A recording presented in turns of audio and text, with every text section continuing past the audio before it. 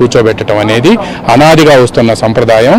అయితే గతంలో తమ్మినేని సీతారాం ఎన్నికైనప్పుడు కూడా ఈ సంప్రదాయాన్ని పాటించారు. కానీ ఈసారి మాత్రం నిన్ననే మాజీ ముఖ్యమంత్రి జగన్ నిన్న ఆయన్ని శాసనసభ లోపలికి తీసుకురావాలి అని చెప్పి ఆయన వాహనాన్ని అనుమతించాలి అని, అదేవిధంగా ఆయన మంత్రులు ప్రమాణ స్వీకారం అయిపోయిన తర్వాత ఆయనతో ప్రమాణ స్వీకారం చేయించాలి అని కూడా వైసీపీ నేతలు లెజిస్లేటివ్ అఫైర్స్ మినిస్టర్ పయ్యావుల కేశవ్కు ఫోన్ చేసి అడిగారు.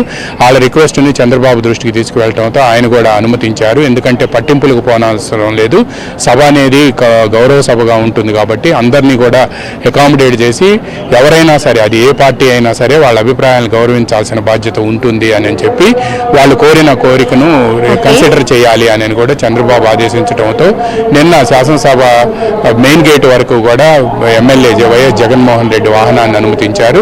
అదేవిధంగా మంత్రుల ప్రమాణ స్వీకారం అయిపోయిన తర్వాత కూడా ఆయనతో ప్రమాణం చేయించారు. కానీ ఈరోజు సభా సాంప్రదాయాల ప్రకారం ఆయన స్పీకర్ ఎన్నిక ఉంటారని ఆశించారు.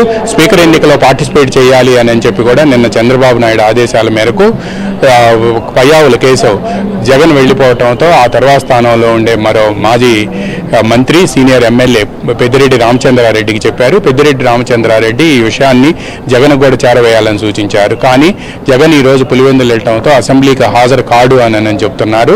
అందువలన సభా సంప్రదాయాలను పాటించకపోవడం అనేది సభా మర్యాద కాదు అని చెప్పి కూడా టీడీపీ నేతలు అంటున్నారు.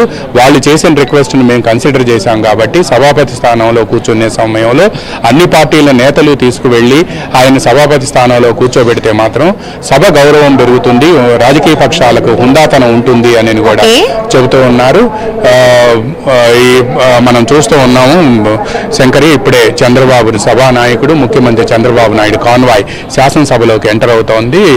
ఆయన కూడా మరికొద్ది సేపట్లో శాసనసభలో తన ఛాంబర్కు వెళ్ళి అక్కడి నుంచి నేరుగా ఆయన ఆ తర్వాత 11 గంటలకు సభ ప్రారంభమవుతుంది.